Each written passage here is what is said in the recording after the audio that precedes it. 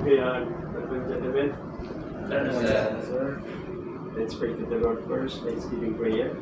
In the name of the Father, the Son, and the Holy Spirit.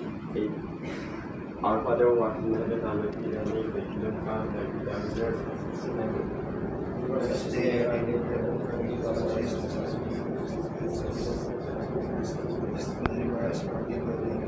Hail Mary, full of grace, the Lord is with thee.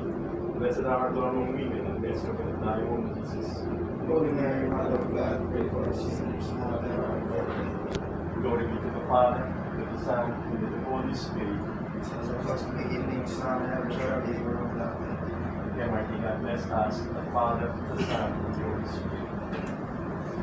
Okay, gentlemen, always remember about nothing. Gold, Oscar, Alpha, then the answer is Tango. Rater of self-altitude towards. Okay, now for the interview of duties and responsibilities on board the ship. Master. Master duties, overall command, control of navigation, maneuvering, and cargo handling, and ensure the safety of the crew.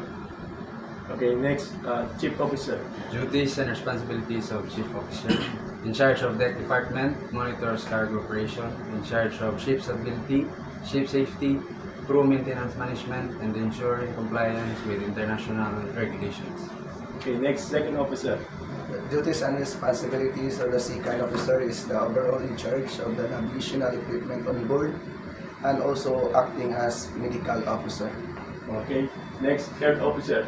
Duties and responsibilities of the third officer ensures the safety navigation of the vessel. He also conducts drills on board and makes sure that all crew have proper training. He also assists the captain in the documents.